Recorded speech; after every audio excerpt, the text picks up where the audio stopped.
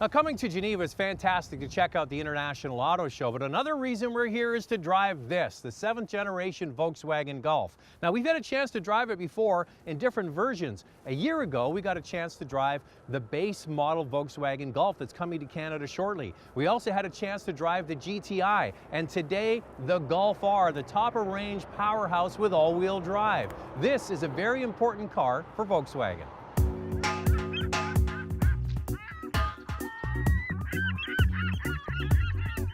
Golf R really is the super Golf. Take everything we put into a GTI and square it. It starts off with a 2-liter turbocharged engine, this time putting out somewhere in the vicinity of 300 horsepower. Add in our 4-motion all-wheel drive, and you've got a powertrain that delivers the mail.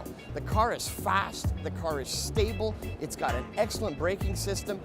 New for the Mark 7 will be the availability of our DSG or double clutch transmission. The last generation Golf R was only available with a manual, and of course we'll have a manual for the new R. This time though, for people who prefer not to shift their own, we'll have our DSG, which is essentially a manual transmission without a clutch. It's going to arrive in Canada sometime in 2015. We can't wait.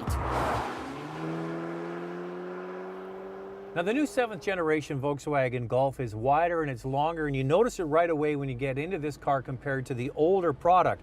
The center console is wider, you've got a much bigger screen, fabulous looking and very easy to navigate through. The radio is particularly easy, so is the navigation system. Very simple beneath that with 3 dials to choose for your air conditioning, your HVAC system. Underneath there's a big storage area for your phone, and the center console here is big for things like cups.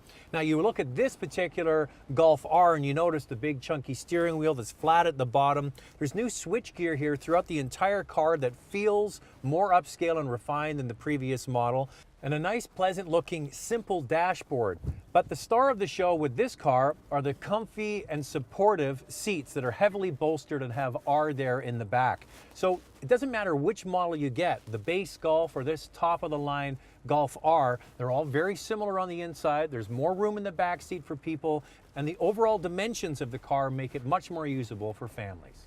Now, they've gone to an electronic parking brake, which at first blush you think, I kind of miss the old handbrake, but this system works well because it's got the auto hold system. When you have this system on, every single time you come to a stop sign, basically, or a light, you're sitting there at a traffic light for 20, 30 seconds, you take your foot off the brake and the car will hold itself even when it's in drive. All you do is you press on the accelerator a little bit, disengages the brake, and away you go. You use this system a lot in your daily commute. So on the one hand, I miss the old parking brake, but this auto hold feature is dynamite. And once you've had it, I think you'd want to have it in every vehicle.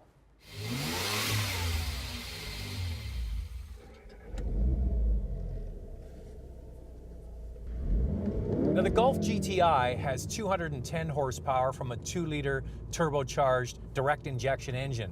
This car is also 2 liters direct injection and turbocharged, but it pumps out 300 horsepower in Europe. We think the Canadian version will have 290. So the way they calculate horsepower in Europe versus North America, not that this is a detuned engine. It has a lot of scoot. And the other thing, it's got a fantastic noise. It just scoots along, no problem at all. Now, the difference between the Golf R we got a year ago in Canada and this new one that's coming next year is the fact that it's available either with a 6-speed manual transmission or the 6-speed dual clutch DSG transmission that has lightning quick shifts. The other thing about the shifts is that this car now is programmable. There's a menu here, you hit mode and it goes from comfort to normal, race inspired, individual. You can set up things like how crisp you want the transmission to shift, how much throttle response you want with the engine, the steering feel, and all those features that you get with a modern car. So this new Golf R can be dialed in just the way the driver wants and be a very rewarding and invigorating drive. The all-wheel drive system gives you confidence, and it really is a great overall package. For people who don't want a front-wheel drive, high horsepower car, this is the one to get from Volkswagen because you're putting the power to all 4 wheels.